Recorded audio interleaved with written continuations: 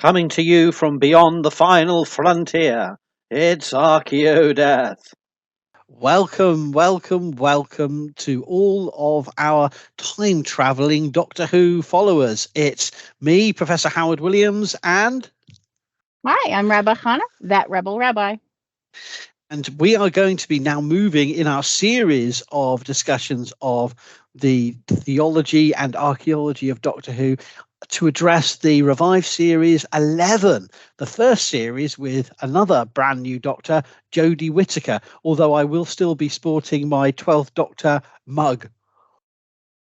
And I forgot to grab my 13th Doctor mug when I grabbed my coffee this morning.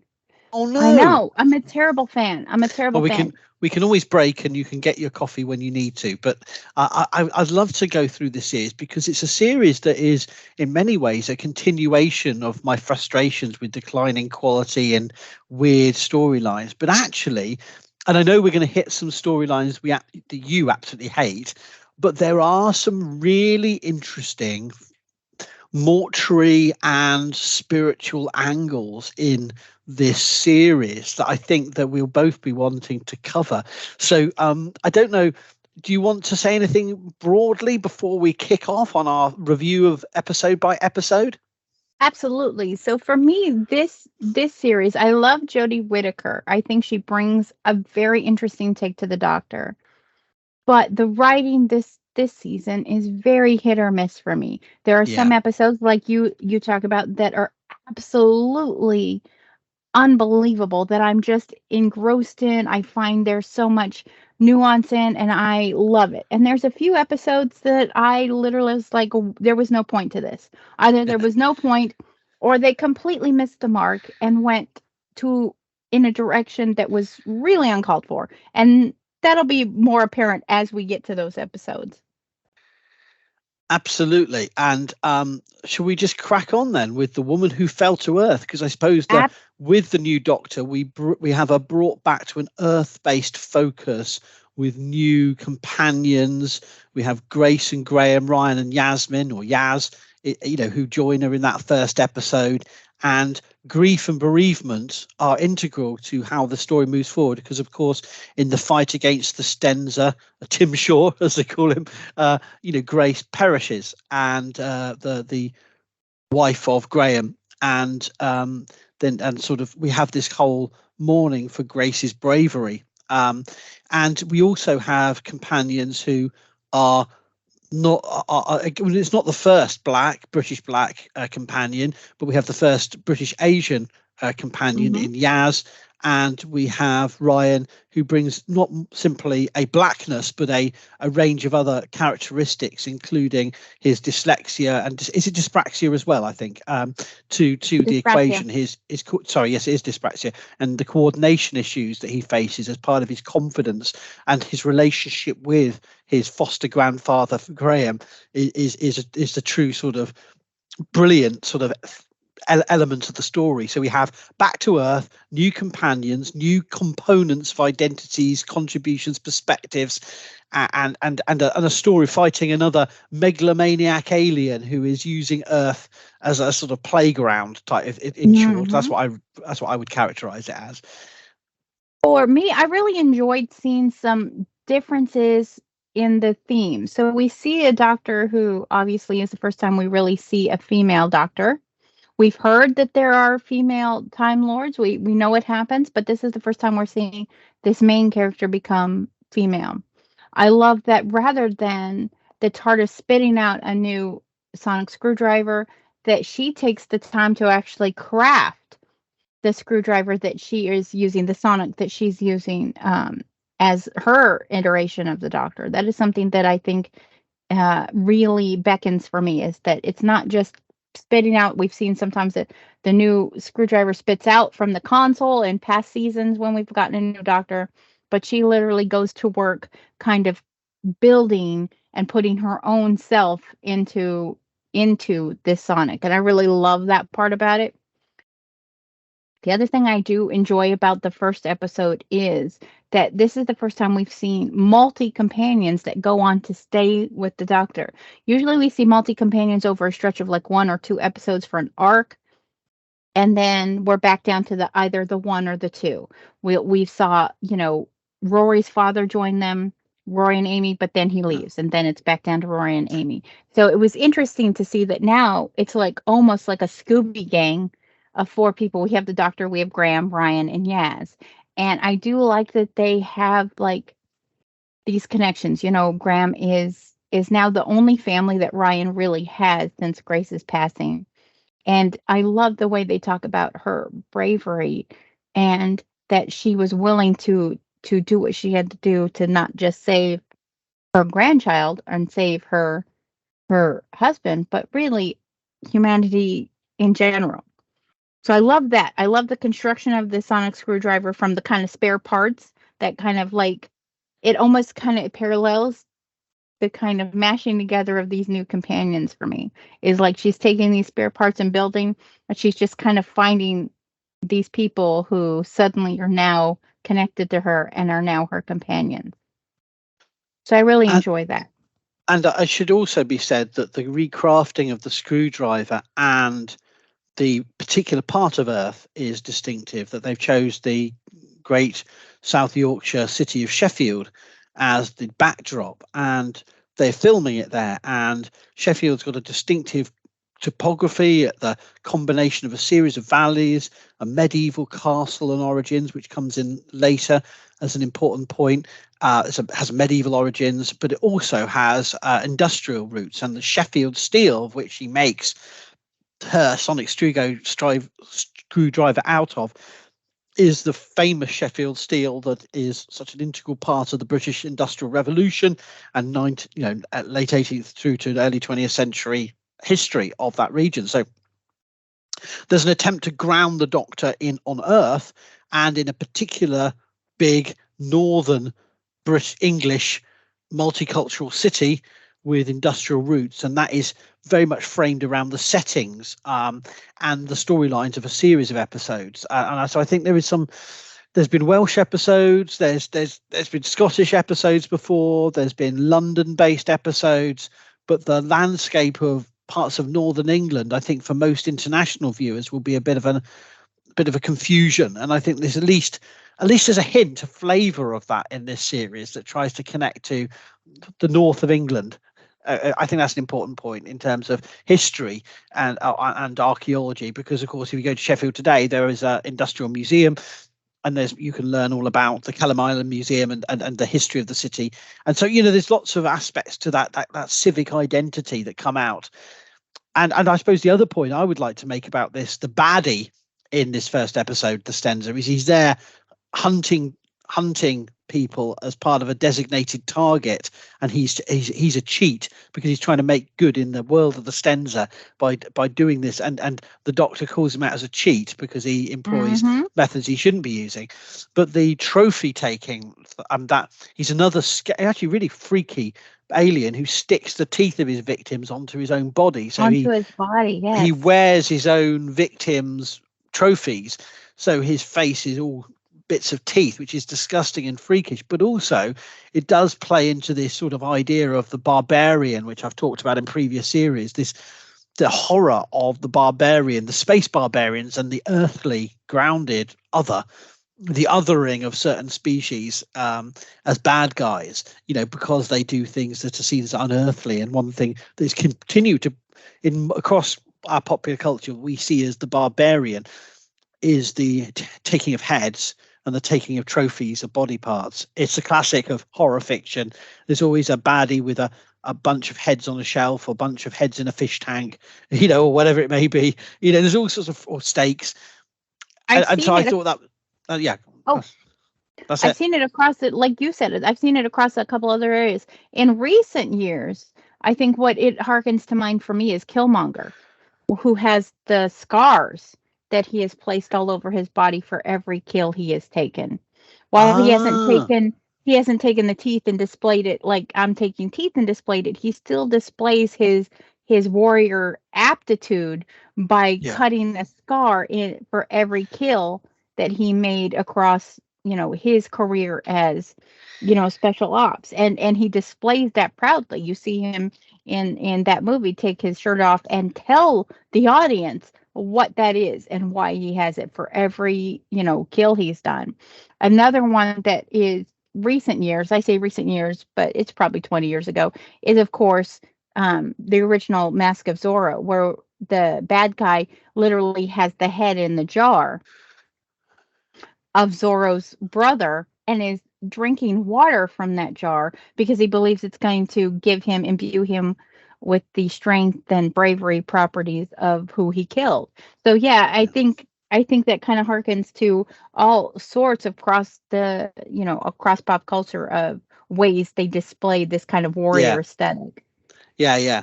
But I mean, it comes back later, but I thought that was a particularly scary aspect of how human remains are thought of and conceptualized. That militaristic space, hyper advanced baddie guy, it also bleeds into this idea of the tribal savage, scare quotes, and the idea of the warrior cultures that take trophies in human body parts and human heads. And so I suppose in the context of an alien species coming to Earth, of course, it, as we always say in when we're discussing the history of anthropology, the history of archaeology, that trophy taking is we characterize as barbarian, but it's something that, at least from a British perspective, the British Empire has been very, very good at.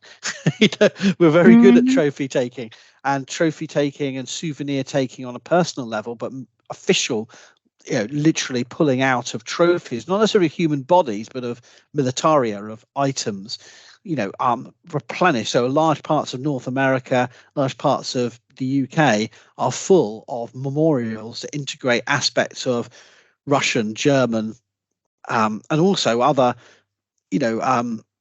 trophies of colonial wars are a part of our landscape and our museums. And so, this idea of the barbarity of trophy taking is something that is a sensitive issue, an ongoing conversation, shall we say, but we see it in the Doctor Who universe portrayed as a thing that baddies do. Anyway, I just thought I'd just draw that out. No, I think that's a really well thought out idea, and I'd like that you brought it to light because it does kind of highlight some of the ways that kind of warrior and that warrior culture is portrayed, but also it brings to light like your specialty, the idea of human remains, mortuary burial, and what some of these parts are then being used for. Sort of like you mentioned earlier, or not earlier in this interview, but recently you talked about the hands of glory and how some, the use of the hand. And this is almost like that. This person is taking this to show his prowessness. Look at all these teeth I have acquired. Look at how I am the best warrior, of my species. That sort of puffery. The hand of glory seems to be this folklore that you keep the hand of a criminal and it can be curative in some way or help burglars to steal things from houses. It doesn't quite make sense, a lot of it, but the idea that there's some power to a retrieved bit of a body, and this idea of souvenir taking is such a rife aspect of European cultures that it's a bit rich to characterize it as something that's barbarian and other and non-European, but that's the inheritance of our media and our cultures and our literary cultures and so on, and entertainment cultures. Yeah, so I thought there was lots of it brings it back to Earth. Sheffield Steel, Sheffield in post-industrial multicultural city, new companions, and a new baddie who's a space barbarian with his toothed face, dental face, and called Tim Shaw. He's not called Tim Shaw, but we end up calling him Tim Shaw. But then we move forward, don't we? I mean, is there anything else you want to say about the first episode, or is that no? I think that really covers the ideas that are laid out in the first episode. So the next episode, go on. I will say that I liked seeing Jodie Whittaker in Peter Capaldi's outfit. Like, I know she finds her own outfit, and it's but I will say stylistically, she looked pretty good in the oversized shirt and jacket that Peter Capaldi, of course, that she regenerated into. But I do like the outfit she chose. It does kind of say to, speak to her a little more playful nature and a little bit of her kind of whimsy and her kind of the way she kind of moves around. It definitely portrays her personality more than Is it worth us discussing whether we thought it was necessary, or is it appropriate that she, or at least to my mind, seems to be coded as non-cisgendered, or is that my misreading it, or No, or I at don't know. least I think that what they were trying to do is give this idea that if that's how you see her, that's great. But I think there's often a lot of times, especially in modern shows, that we see a lot of queer baiting and queer coding without quick. I think speaking that's the to the phrase I was queerness. thinking of. Yeah, that was the phrase I was thinking of. Yeah. Yeah, I do believe that she in some ways is queer coded without ever outright saying that she's queer, Yeah. because then we can play, the writers can play with her personality more. Who does she like? Who doesn't she not like? Rather than just, saying, hey, maybe this iteration of the Doctor is queer. I mean, I suppose if you want to talk about sexuality in the Doctor is by definition very standoffish and asexual, but does obviously enter into very clear, relationships with River Song through the Tennant, Smith, Capaldi arc of that relationship, and there are allusions, particularly in Capaldi, to his connection, his affair with a 10th century pope, and various other. In fact, Capaldi is the most sexually active in terms of the dialogue, obviously not on screen, in terms of the dialogue, Doctor, but still obviously is much not with his companions, of course, although there have been previous Doctors who've had that more, Baker, but in the more recent revived series. But Whittaker is very much an asexual Doctor in terms of sexual attraction or sexual dialogue. There's no, it's going to be a woman, so we've got to sex it up. There's no, if anything, Capaldi is more sexually, charged, present. I think that's important to say. So I was talking about gender, not sexuality, because I think sexuality, Capaldi is, if anything, the most sexual of the recent Doctors, even more than than Tennant and Smith. And Matt Smith had a pretty good go of it, saying some things, and we do see it a little bit with David Tennant, obviously with Rose, but David Tennant was more like alluding to, his affair with Queen Bess, and he married. Well, that's true. Queen Victoria, but it's rare. Whereas Peter Capaldi was a little more, I think, they to the forefront of the type of relationships that he was getting into. But also, I suppose my point would be that when they had a female Doctor, they didn't try to, thankfully, up that in any way. Yeah. They didn't. I will say one of the things I did like about Peter Capaldi, and pardon my Americanism for this, and for the cursing I'm about to do, he did not shit where he ate.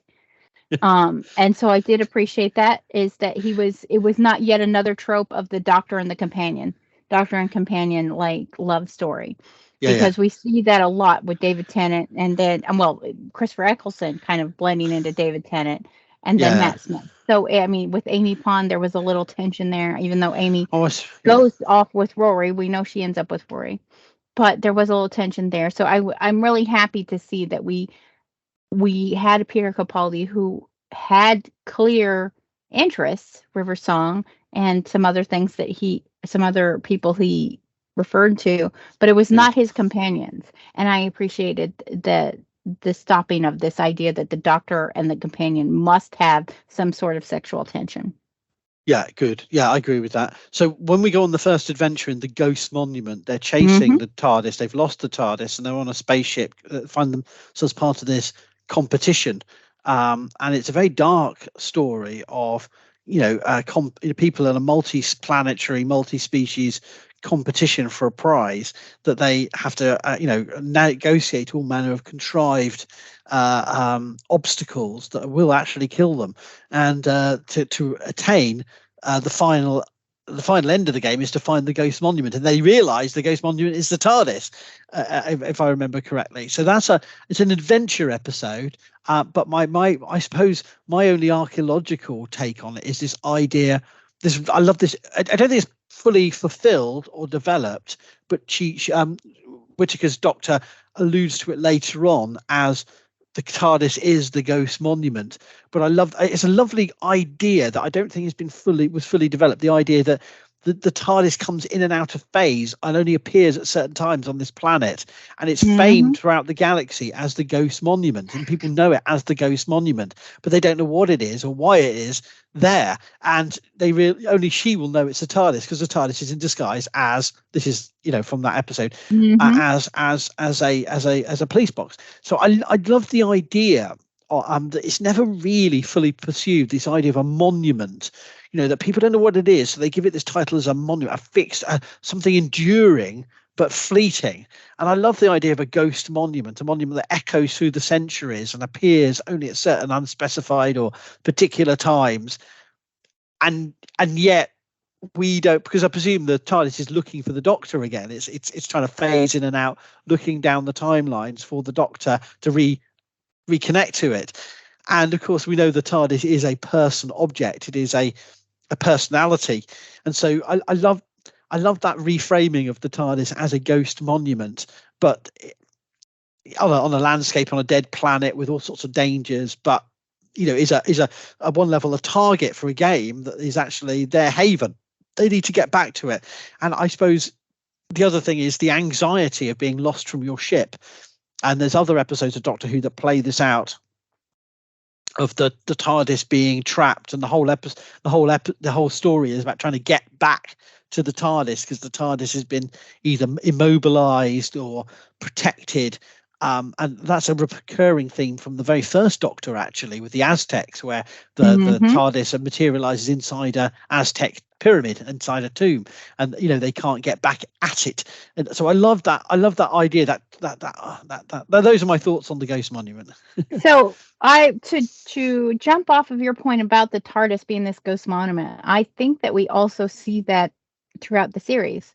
Like, we see at points in history, like Mount Vesuvius, that family now has the Doctor and Donna and the TARDIS as part of their prayer altar.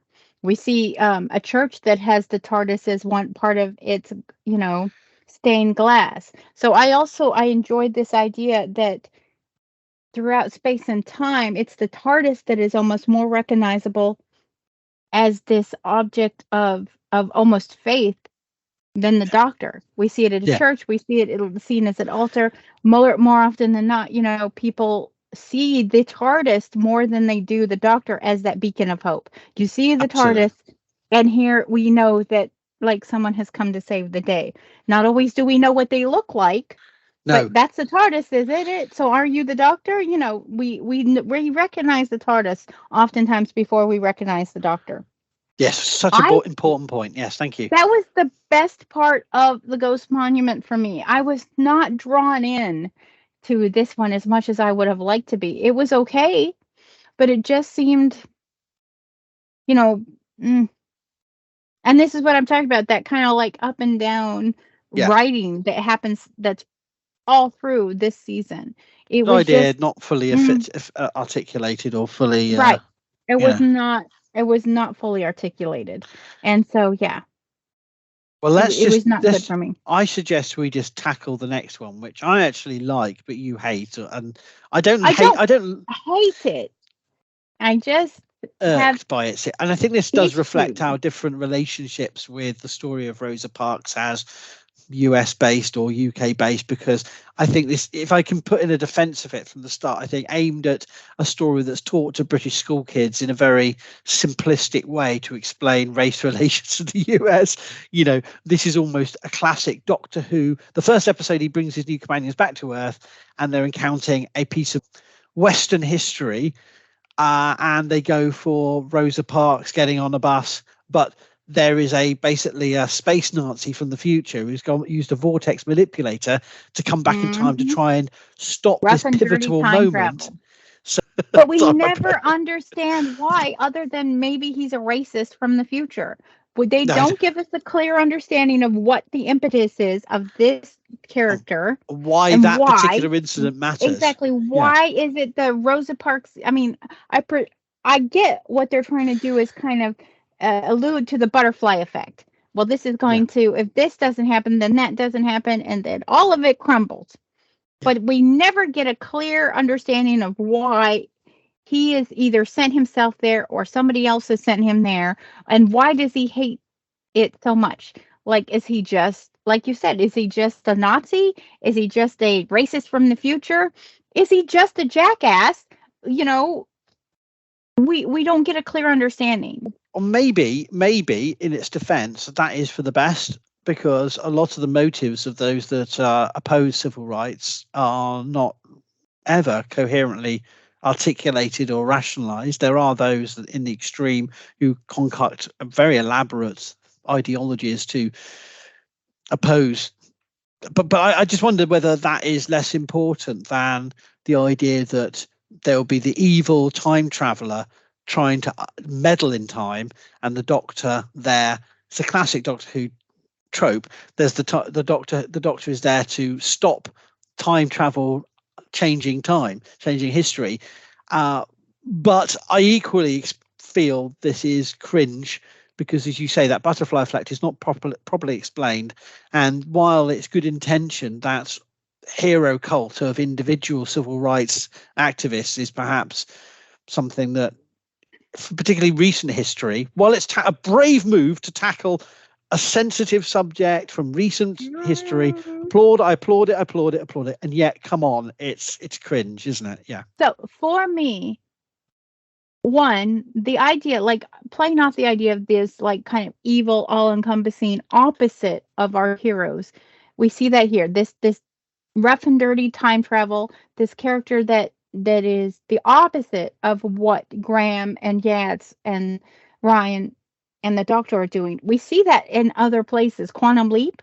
I don't know if you ever, it was an American television show. They had the evil leaper but they never explain why the evil leaper was trying to mess up history. They don't do that. We know that the evil leaper exists. We see that also in the Back to the Future films when, Biff gets a hold of the ability to, he goes through and ruins history too. And now he does it for his own, his own edification and his own, wanting to become rich and powerful. But we see that a lot with any kind of time-space thing. Now, for me, I actually think partly the writers were deciding it was their turn to take the mickey out of the Americans.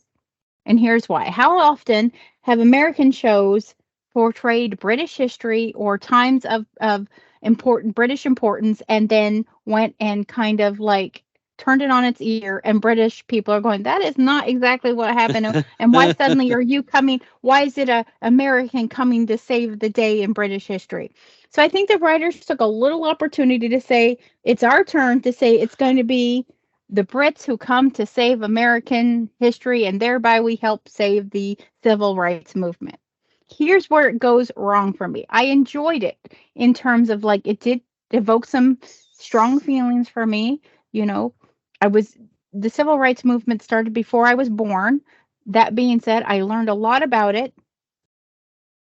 But I just also equally, this idea that these white people need to ensure that Rosa is able to sit on the bus and not get off the bus bothers me. And I think they almost are making fun of white saviorship. Because here's Graham going, we shouldn't be here. This doesn't feel right. And so I wonder, honestly, when I thought about it, are the writers actually making fun of American white saviorship? Oh, that might be true. I hadn't thought of that, because Graham is the one, just so viewers know what we're talking about. Graham is the one when they get on the bus going, we shouldn't be here.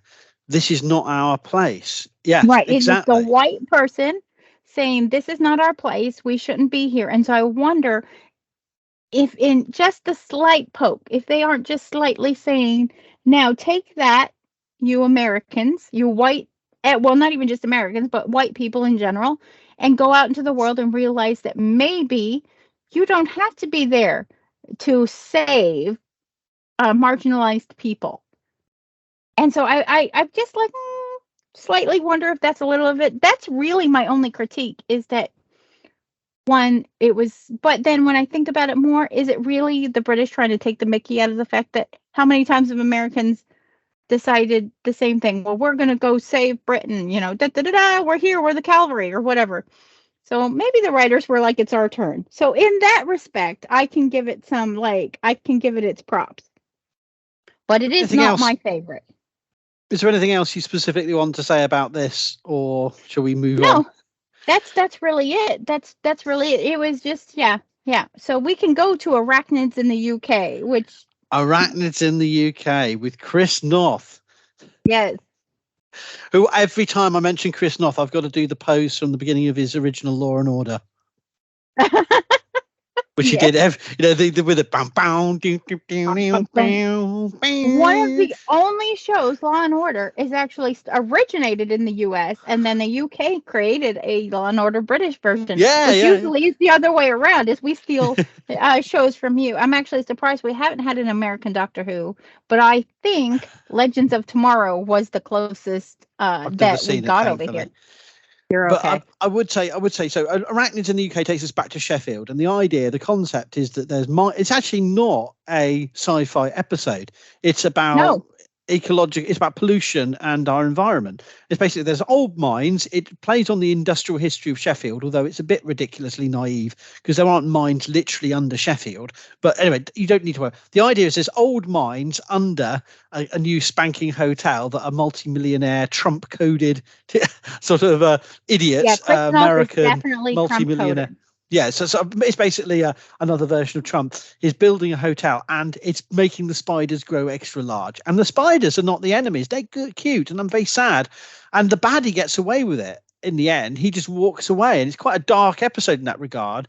It's not the only episode where the baddie gets away with it, and the baddie just goes off. But he just, at the end of this, after all these spiders kill people, and they defeat the spiders, he just walks off. And and it's about the morality of dumping refuse and pollution, and it does, beyond playing off the industrial history of mining in the north of England in a generic way. There's nothing specific I want to say about it other than those spiders freak me out. But what can I say? I have terrible arachnophobia, and so I was very frustrated by the looking fact around that now because I felt a sense of mourning for these creatures that had no autonomy. They had no choice in what happened to them. No. And it, like you said, it is a very good stark reminder of how we relate to our ecological environment. And I love that they coded Chris Noth as a Trump, or even Bezos, or the guy who, any of those arseholes. I mean, Musk. They rolled all of them to show that this one guy does not care about the ecological implications of what he's done. All he cares about is my brand new hotel, what is going to make me money, and the consequences be damned. But when you see this arachnid who literally doesn't know what's happened to it, it just wants to live its life and thrive, die because it can't handle what has happened to it. I actually felt remorse, and I'm terrified of spiders. I am arachnophobic. So I thought it was well done. It was not the best writing ever, but it was not terrible. So that puts us at what, the Saranga Conundrum? Saranga Conundrum is another starship-based drama in which a tiny little creature is not really deliberately, but is eating the ship. Who I think is rather cute. I think is the hero of the whole piece. He just wants a food. He just wants a cuddle, and yet they are sort of fighting against disaster. And there is a tragic issue of mortality in which the pilot has hidden her illness. And there's also a moment where they all say a prayer together. So there's a spiritual dimension. Mm-hmm. But beyond that, it's a bit of a non-episode for me. And I For me, I do enjoy the spiritual aspect, as obviously that is my bent. But I also enjoy the playing with gender. We have a pregnant man aboard this ship.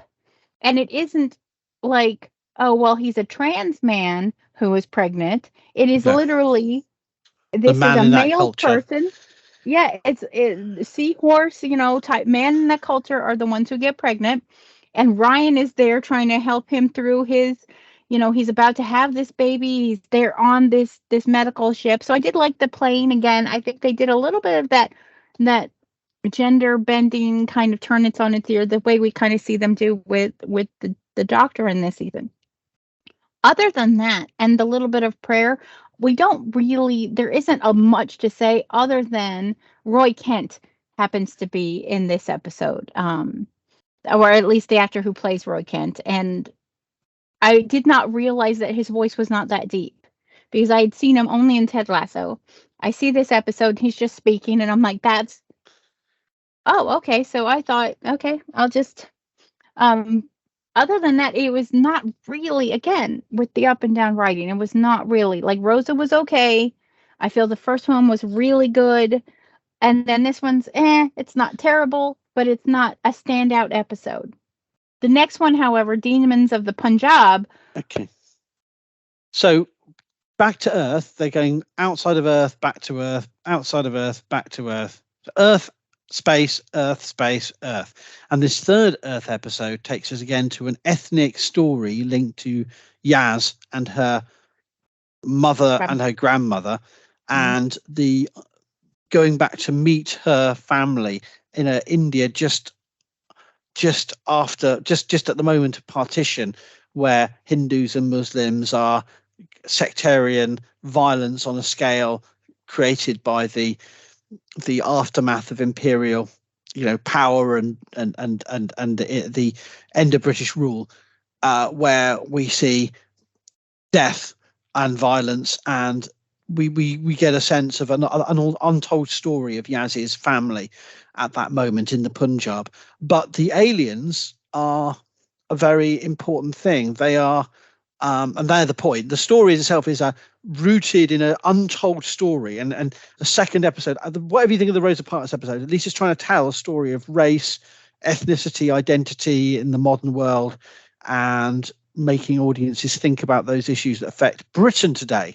Even though Rosa Parks is in the US, it's for a British audience primarily. I think it's not we get an American angle in here. I think it's from a British perspective, for good or bad, and probably for bad. But but I think the Punjab, obviously, and the post Second World War, movement, mass diaspora of former colonial imperial subjects into Britain, Muslim, Hindu, Sikh communities, telling that story in any way was important. And I think the fact that the story shows that the family members had been participatory in the British imperial project, that fought against the Japanese.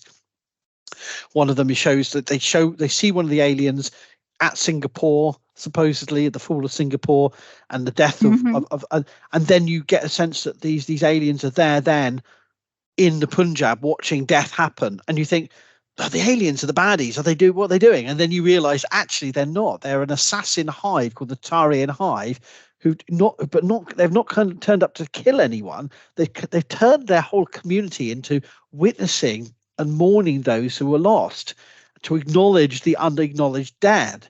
And that's a very emotive and powerful idea, that a whole race of alien species who have no connection to Earth would be there to do the job that humanity fails to do, not only in the violence humanity does to itself, but in the fact that no one is there to see the story, to the atrocities, the violence, that no one's there to understand what's being lost. And these aliens are taking on that burden, almost like space angels who are doing that kind of role. And I thought that was a very, very, I don't know, mixed feelings about this, that they are there, so those alone to bear the pain, and they do the commemoration.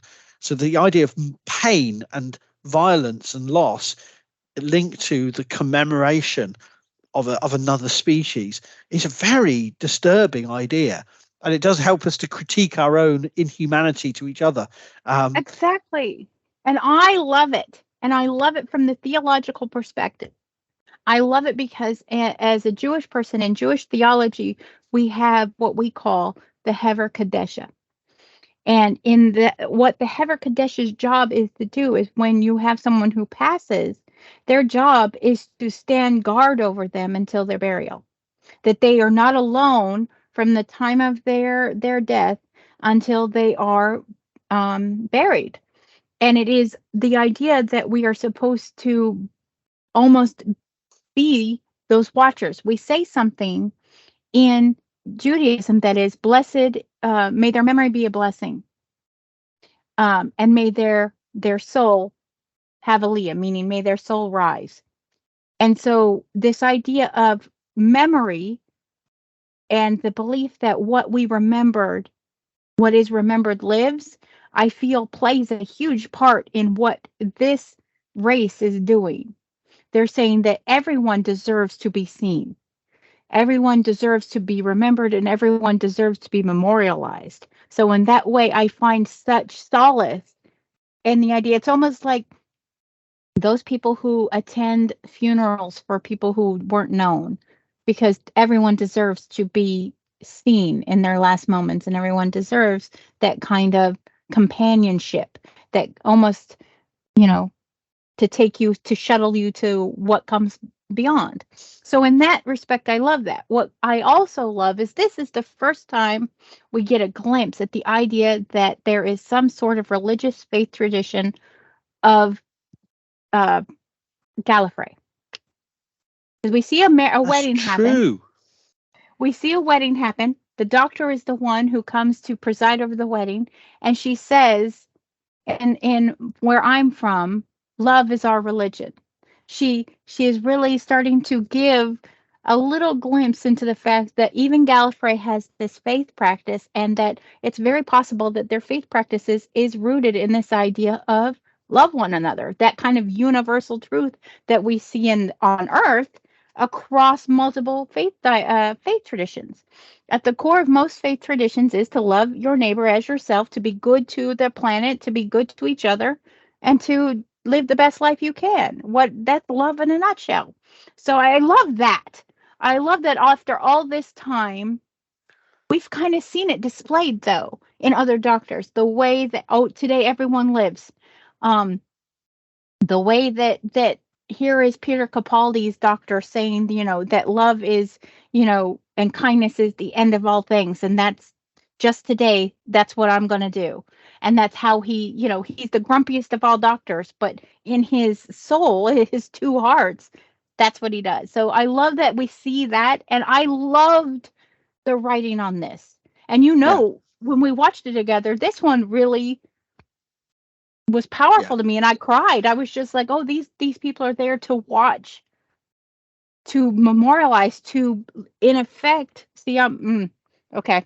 Yeah. To in effect be the watchers of humanity in this way. And I love that. I love that they took what they were doing and transformed it, evolved into something more meaningful. And therefore, to circle back, there are many points in the 20th century where they could have played that out. There could have been, the classic, and the Doctor Who has already done this, perhaps to death, the First World War trenches, the perhaps sentimentally teary-eyed, cringy, not necessarily there's anything wrong with these, but they could have gone to the Shoah. They could have gone to other places that are perhaps either too... So many places. The scale would have been too difficult to capture. Right. And all the issues would have been too on the nose, but I think it was powerful that they did this in the Punjab, and that they did this across human faiths, across two major blocks of faith, world religions, to capture that.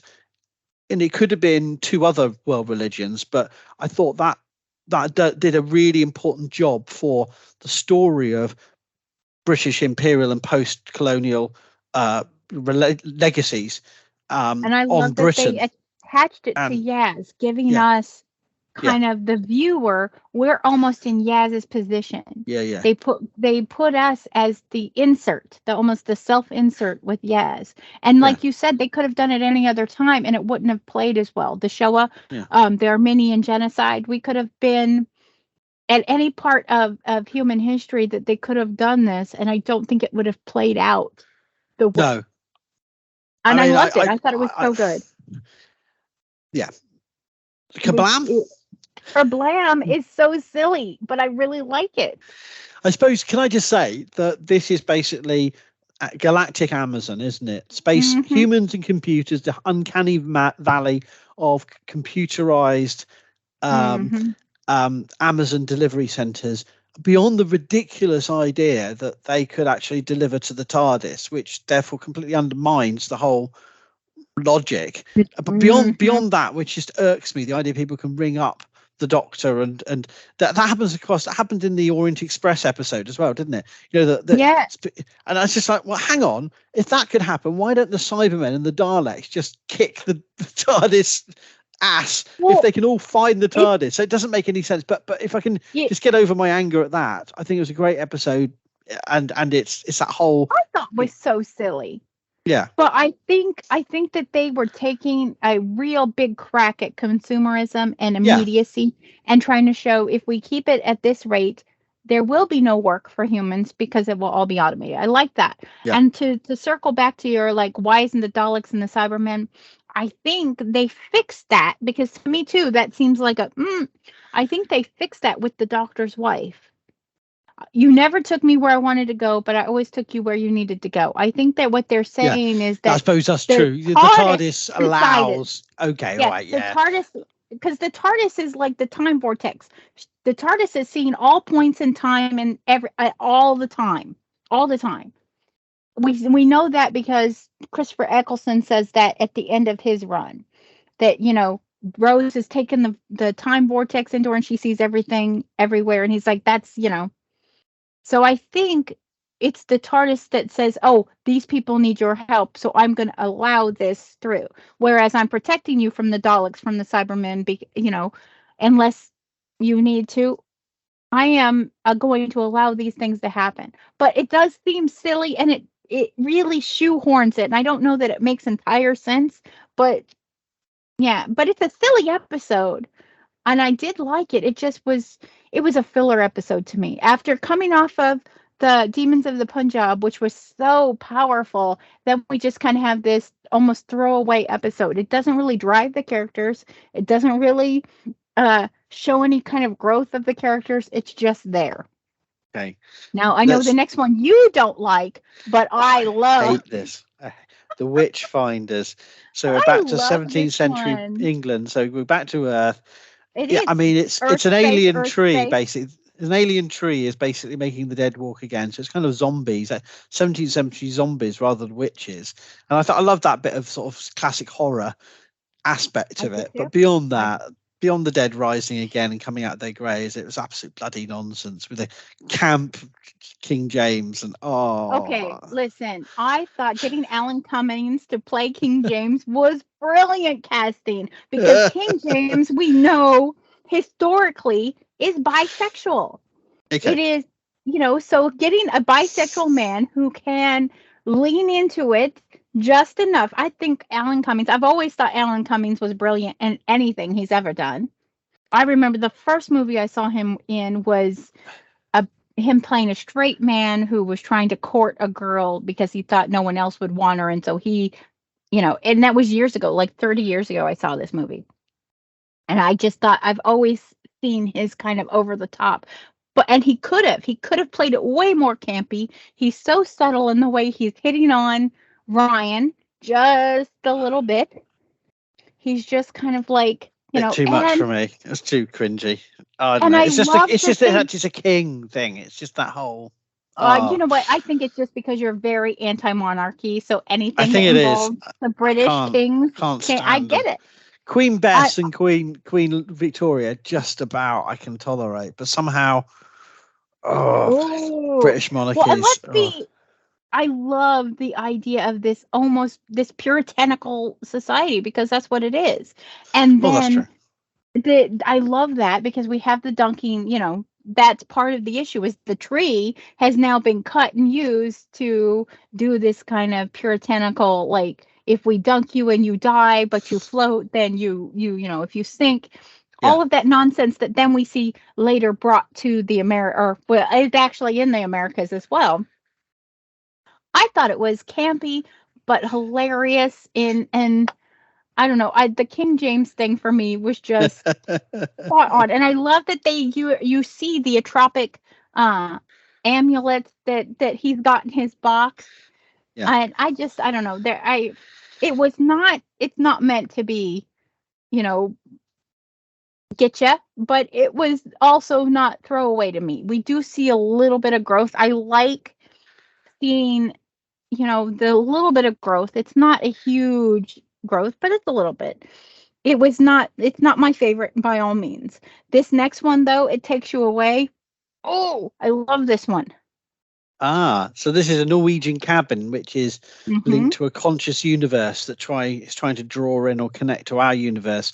And the idea of it manipulates people with images of their lost loved ones. So in that lost loved ones. So in that sense, it's very much about emotional connection and memory.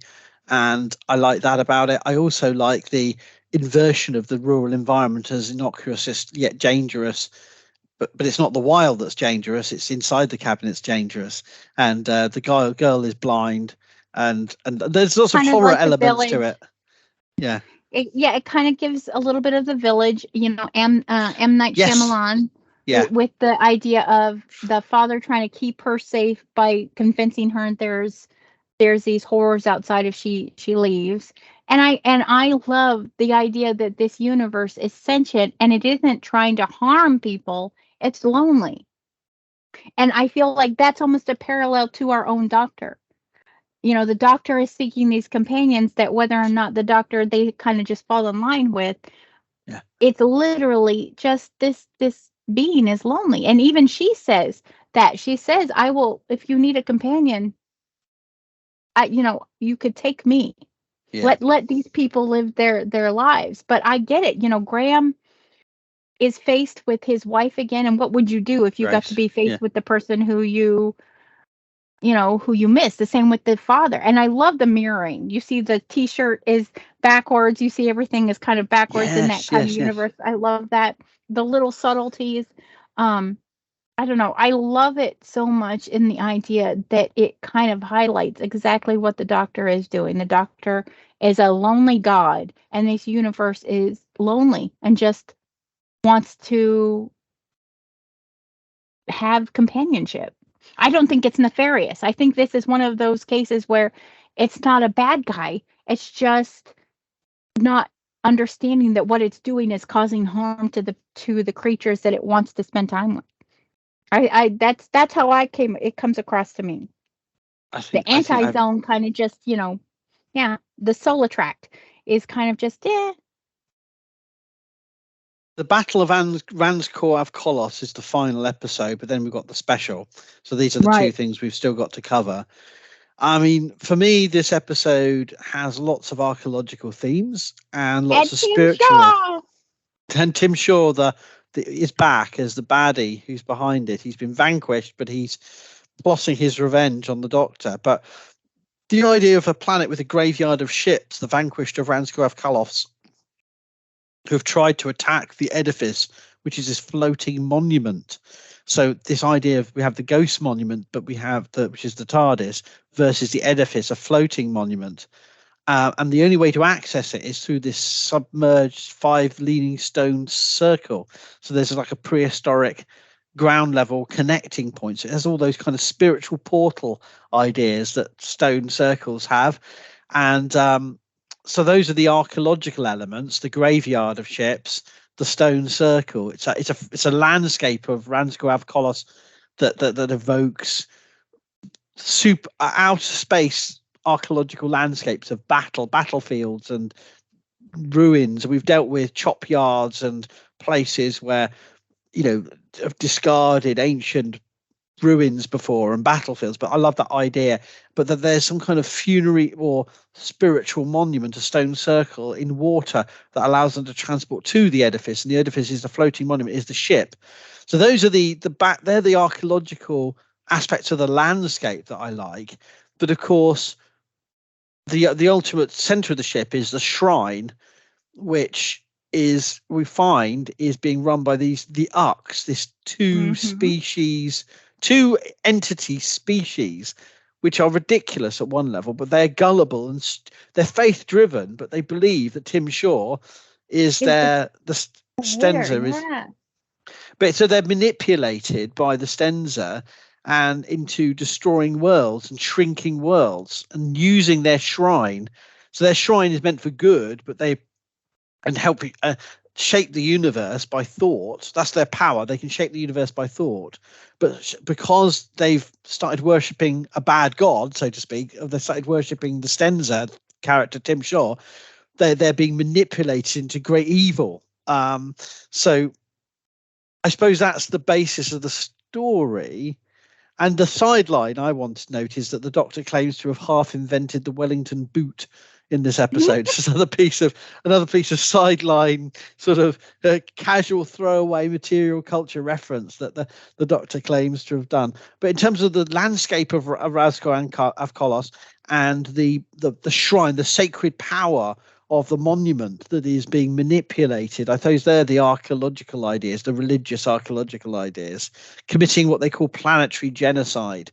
The Ux are fooled into doing. So I suppose those are my themes. What about you? Okay. So I liked this episode. So I actually noticed, though, the running theme in this season is humanity and faith. So for me, this episode, I believe the writers are taking a pot shot at evangelicalism. And I don't mean Christianity, I mean any sort of evangelicalism. It is highlighting the way that you take people who want to believe, who want to do good, and how easily you can manipulate someone who is good of heart, who just wants to do good in the world, to convince them that what they're doing is in the name of a greater purpose. Yes. So we have these two the Ux, who literally, they are omnipotent. They have the ability to just destroy complete planets. I mean, or creation. They have the power of death and creation in their hand, and they're convinced by Tim Shaw that he is the greater good, that what they're doing is for the greater good. And I think that parallels the world we actually live in. How many of us in the name of our faith have committed atrocities? How many? I mean, if we just look through human history, in the name of our gods, that we think we're doing something that's righteous and just, but we look back in hindsight and go, that wasn't righteous and just, and oh my goodness. And I love that they have the opportunity to fix it, because the Doctor, along with them, helps them put the planets back in, to return the planets. They're able to stop, of course, Tim Shaw, but I do think the undercurrent of it is the way that sometimes in the name of faith, we think that the greater good outweighs the destruction that is currently happening, or the destruction that we're partaking in. And exactly. And I think Graham has an opportunity to wreak revenge on Tim Shaw. Yes.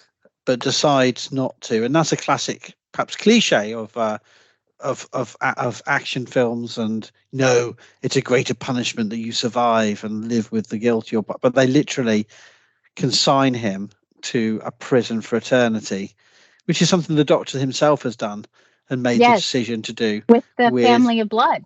The family of blood, and also with that's what I was thinking of. But we also have the idea that that Graham does this and himself and makes this choice. I don't think I like the episode, but I love the concepts behind it, and I think the hopeful statements the Doctor sees about no one knows for sure what's out there. That's why we keep looking. Keep your faith. Travel hopefully. The universe will surprise you constantly. And this idea that, the faith and seeking faith is something that is practiced through the constant searching, the constant being surprised, of not just being safe in your ideas. Perhaps, I don't know. Maybe that's just me. I love that concept. I agree with you. And what I like in terms of Graham is he literally is epitomizing the fact that he will not allow his grief and rage to shape who he is going to be as a person. And that's what it spoke to me. As I've said to some people, when I say, when you take vengeance on somebody, it doesn't change them. It doesn't fix the situation. All it does is change you. And I love that is kind of what Graham realizes in that moment is, if I do this, it's not going to bring Grace back, all it's going to do is change me. It's not going to fix it. It's not going to fix my pain. I'm still going to be grieving as much as I did the moment before. And he makes the choice not to allow himself to be changed in that situation. And so I do like that. But I agree with you. It's not the best writing, but I also do like the concepts. And then we have the special. Okay. Do you want to go ahead with this? Yes. And this is where we actually have archaeologists Oh God! who are finding pieces of a deadly intelligence that's kind of been spread. We find out is Dalek pieces because, of course. And I must say, I remember watching this episode with you and you saying these are completely rubbish. It's brilliant and terrible. It's simultaneously brilliant. I mean, and of course we see Ryan's father return, but mostly I'm going to turn it over to you because it opens up with these kind of archaeological themes that are terrible. Well, I suppose the great idea behind this is that early Daleks out of Skyro get to Earth in the 9th century, and that humanity in the Dark Ages, in the Viking Age, fight this one Dalek and manage to kill it and split it apart into 3 parts and hide it in bits. It doesn't quite make sense, because why do they bury all of the body of the Dalek in one place? Wouldn't you split up the bit of the freaking, tentacled freak inside? And anyway, it doesn't make sense, but the idea is it's an early medieval episode, and that is great. I love the idea of Viking period peoples of different. It's not explained who the three people are, but someone who is sort of Viking warrior woman, someone who's generally kind of black and therefore from foreign lands. I know, I love it.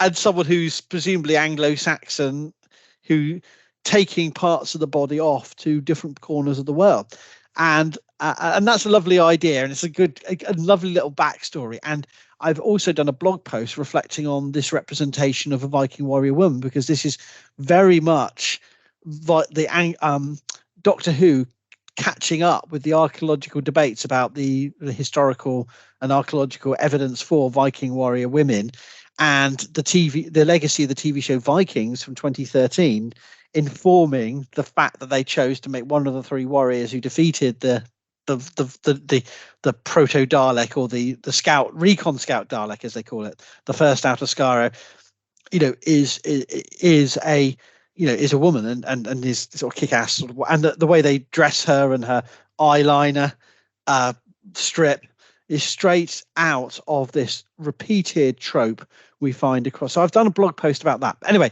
so that's funny and good and interesting. And the idea is that humanity decided to split this Dalek up into 3 parts. But the one Dalek, the one rider who is with a pouch full of fragment of Dalek, gets killed by bandits on the road in Sheffield. Mm-hmm. And dies, falls off his horse. and that's funny. And then what's really funny is the idea that somehow that's how the archaeological record is created, that people that just fall and die, like their bones are still there like 1,000 years later, like nothing would disturb them. There'd be no wolves or dogs or anyone coming and going, exactly. There's a dead body, let's leave him where he is, with that pouch. So it's totally comical and ill-considered. And then so that's how the archaeological record reformed is so illiterate and naive. And then when you get to the archaeologists themselves, of course, they are digging. The excavation site is in the foundations of Sheffield Town Hall, which is funny in itself for anyone who knows Sheffield, because it's a massive, great Victorian building with massive foundations. I went there to listen to a rock concert. I've been there to listen to orchestral performances when I was a student there. I was a student in Sheffield in the 90s. We all know Sheffield Town Hall, but the idea that somehow there'd be untouched, undamaged archaeological deposits in the cellar, just doesn't make any sense. So it's all silly about how the archaeological deposit gets there.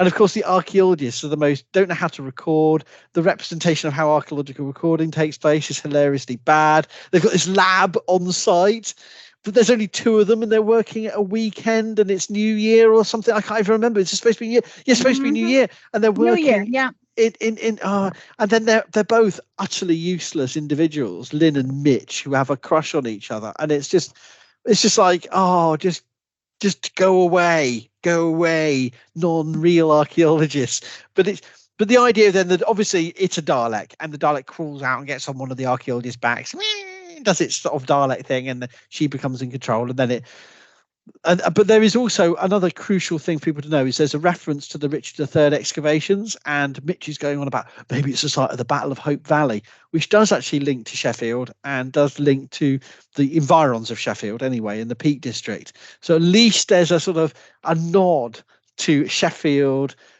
and to archaeology and the early medieval past, and that a Dalek has crawled out and done its tentacled thing. But beyond that, it's ridiculous. But a fun episode of fighting against one Dalek, and and we do see some reconciliation between Aaron, who is Ryan's father, and Ryan, although Ryan chooses to stay with Graham. Because I think that's where he really comes. The last episode and this one is where I believe Ryan really comes to understand that Graham loves him and is going to be there for him. Whereas Aaron is kind of, his father is coming in and out of his life whenever he felt like it, which is why he lived with his gran in the first place. So it's nice to see that kind of reconciliation, but, it's been played out across multiple genres, across multiple, it didn't move me the way that some of the other episodes did. So for me, this is a hit and miss season for her, and I don't think it's Jodie Whittaker's fault. I've seen it, and I'd like to express this. I've seen a lot of fans who want to lay the blame of this up and down season at Jodie Whittaker's feet. I think she's a brilliant actress. If you haven't seen her in Broadchurch, she's good. Yeah. She's beautiful in everything she does. But you're given the material, and you do the best you can with the material. So for me, I'm looking forward to the next season, which, by the way, we need to do ASAP. Yes. And I, tonight's, of course, whatever people are seeing this as of the 25th, we know that the Doctor Who specials are airing tonight. Or if they have aired in Britain, they have not here. I'm not going to watch them yet. I can't. I'm looking forward to them, but I can't. I want to wait. I want to wait. Yeah. 60th anniversary. So I mean, we hope to. What I want to say in terms of we want to get through. We've got 2 more seasons to get through, and then we'll be up to date. So I think we should try and plow on whenever you're next available to once we've got through all of the season 12. And let me just look, because I think I have seen all of season 12, but we need to watch these together, because that's the whole point and spirit of doing this. What we do, yeah. It's what we do, yeah. So I can't remember a lot of these, other than I will say that we've got a Jadoon coming back, which I think I love the Jadoon on the moon with a raccoon and a platoon on a spoon singing a tune. Sorry, it's an in-joke. It doesn't make any sense, but it's just. I would also like to make a call out to our fans who show up and watch this every time. What I'd like to do is I'd like to see Howard and I maybe take this into the podcast realm, and if maybe do even shorter bits like we do this long season. But I'm wondering if people would be interested in us doing a smaller. Hey, we're going to talk about this episode, or we do this as kind of an overreaching, but then pick specific episodes that we want to talk about more in depth. If that's something you guys would love to see or want to hear, please let us know down here in the comments. Also, if you have any questions that you'd like to see answered for the upcoming season we haven't watched yet, let us know, and we'll be happy to answer those in our next episode. The reason I should also want to record for everyone else is previously we've done this as TikTok lives, and there's at least 2 major issues. Firstly, we got banned because the Rebel Rabbi's flagrant homophobia, of course. That TikTok is picking up on things that she said and grossly misinterpreting them. And we had a live ban, didn't we, that affected our previous attempts to record this. We tried to record this, And it's always like when people are calling out racism and they're being banned for racism. If people are calling out or talking about homophobia or homosexuality when they are gay, then they get banned. So it doesn't make sense. But it was literally the discussion of King James's bisexuality, and how I said it's a historical known fact that King James was in fact bisexual. And that was somehow the algorithm took that as a and this is the thing, this is the problem. And also on a practical technical level, TikTok was introducing an audio delay that was really screwing up my limited abilities of video editing. So on both grounds, that's why we've gone over to recording this on Microsoft Teams. But of course, we can want to engage people via the YouTube channel and also back over on TikTok at every opportunity. Absolutely. And so you will still see us on lives. They will probably, be shorter or just more broadly painting the broad strokes and saying, if you want a more in-depth, then you're going to, or maybe even that might be our way of gathering questions. Hey, we're doing this live today to see what questions you'd like to see answered in our next episode, something of that nature. Yeah. But despite our frustrations with this series, we saw, for me, the big takeaways are seeing a 9th century Viking cremation of a Dalek, seeing aliens mourning the atrocities of the 20th century, seeing the industrial history of Sheffield and Northern England portrayed in the landscape and the multiple series episodes. There's a lot of good things to celebrate about this series, and Jodie and her Sheffield steel self-made I was going to say trowel. Screwdriver. You want it to be a trowel. Maybe one day we'll see a sonic trowel, and that'll be your. Well, the River Song had one, didn't she? I want one. Yeah. I know you do. I love doing this with you. Aside from the fact that you're my friend, this is such an interesting idea. And anytime I present this to anyone, when I say, so my best friend and I do a series on the intersection of archaeology and theology of pop culture, and currently we are working our way through Doctor Who. It always really, where can I watch it? That's we're not doing highbrow theological concepts and highbrow archaeological theory. We are trying to keep it very grounded in the episodes and the storylines, but we are seeing the overarching themes coming together across the series about the Doctor as sort of and the how different species interact with their spirituality and their material world as well. So it's materiality, spirituality. Yeah. I think what we're really doing at the end of the day is we're helping to expand the understanding of our, when we have people who watch this, they love Doctor Who, and then they're also getting like a layman's view of, oh, well, did you know while you're watching this, you're also seeing these themes play out that happen to intersect with theology and archaeology. And it's using Doctor Who, it's exploring the world of Doctor Who, and it's also exploring how we can use Doctor Who to reflect on broader themes about being human, past, present, and future. Yes. And as always, it is a pleasure. And it's a pleasure. Absolutely. And I look Wonderful. forward to the next one with you. And so we should do it soon. And we'll see you next time. Follow Archaeodeath on WordPress, or you'll never learn.